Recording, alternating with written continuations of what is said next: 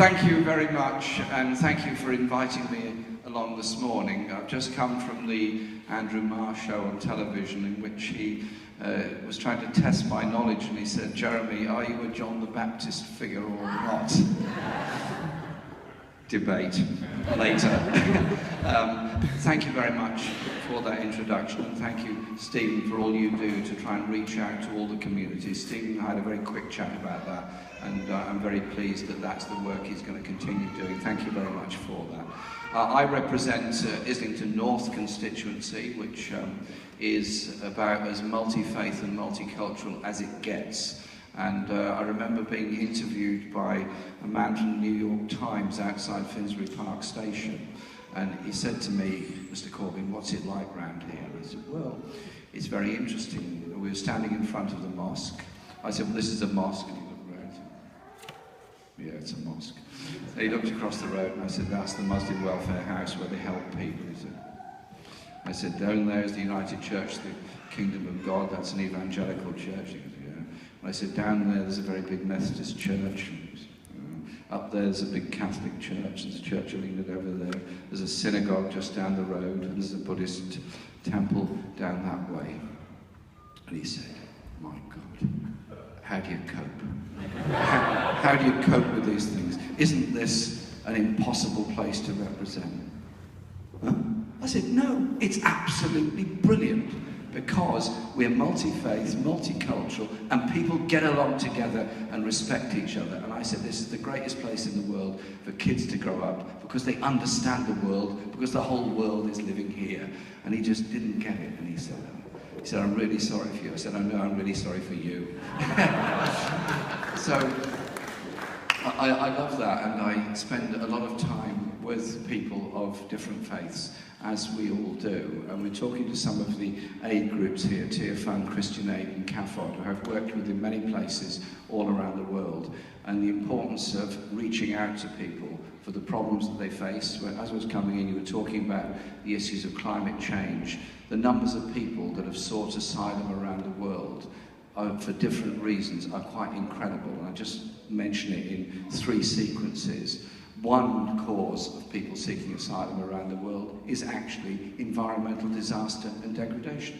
Many people from Darfur and other places are driven out because of desertification, loss of grazing or crop growing opportunities. Same applies in many other places. There's also, of course, clear felling and logging, which destroys communities all around the world, and the way in which the logging companies go in and destroy whole communities, whole ecosystems and whole lifestyles. They too become refugees and end up often living in shanty towns surrounding capital cities in countries all across Latin America, Asia and Africa. And then there are the victims of human rights abuse, many people fleeing from Eritrea and other places, trying to escape to a place of safety and a place of justice. And then, of course, there are the victims of war, such as the Syrians and others that are fleeing, and those that end up in Libya, in camps in Libya, trying to get across the Mediterranean, or those trying to get through Greece and Turkey in order to get into Europe. I'm really pleased that the narrative on refugees has changed. Public opinion has moved dramatically and very rapidly, and I was very pleased at the opportunity I was given. The first thing I did, less than 2 hours after being elected to the great honour of leading our party, was to go and speak at the Refugees Are Welcome rally in Parliament Square. I thought it was the right thing to do and the right message to give of the kind of party we are and the way that we're going to stand up for the rights of people to seek a place of safety and asylum. I'm very pleased that in my community we're now collecting food aid and clothing and all the things that are necessary. We've got a van going every week to take aid to the camps in Calais to help those people. And I didn't criticise the BBC for doing songs of praise from the camps in Calais. I thought it was absolutely the right thing to do.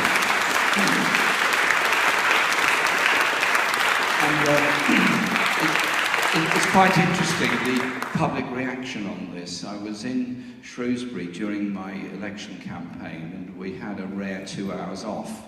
So we walked around the town, and I went into Smith's to buy a newspaper, and the Daily Express headline was, "They are wasting our licence money on songs of praise from Paris." And I just said in a loud voice, "That is disgusting, that is an appalling thing to say." Put the paper down, face down, so nobody else could see the headline. And I was really loud in the way I said it, because I'm normally quite a quiet person. And the shop wasn't particularly busy. And then there was an old gentleman on the other side, wearing a very nice trilby hat and a nice suit and everything else. And he looked up, he looked for all the world as sort of military gentleman in retirement. And he walks across the shop towards me. I thought, So he comes across and holds his hand out. He says, "Sir, I don't know you, but what you've said is what we all think. You're so right. It's the one place songs of praise should come from. Well done, the BBC." Isn't that good? So you can reach out to lots of other people. And so, isn't the function of all faith communities, obviously, to bring people up in that faith, obviously to support communities, but also to reach out and understand the issues that cause people to seek refuge, to seek asylum, or the causes of desperation and poverty that exist all around the world. And that is what I think we all do in our faith communities, but above all, it's getting people to understand that diversity of faith, diversity of view, is not a problem, it's a plus. And in reality, many faiths have a very simple, central core value about respect for each other, respect for helping the poor, respect for bringing about a better, clearer and more just society. My socialism comes from my beliefs in all of that. I'm not pretending I'm a church-going believer.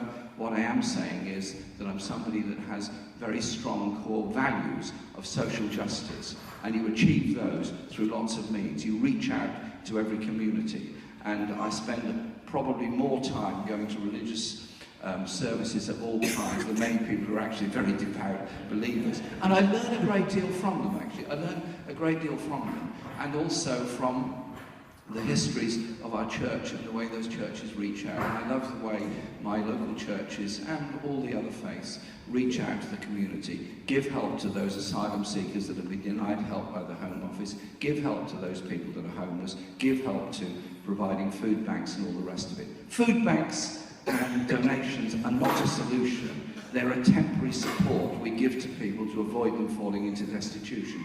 But above all, we want our party to be a party that is proud of an all-encompassing welfare state that prevents people falling into destitution, proud of those values, proud of running an economy that works for all, not just for the few. Proud, I hope, of a foreign policy that's based on peace and justice and human rights around the world, and supporting overseas aid, but also supporting development around the world, so that it's not just a question of donating to people, it's empowering people.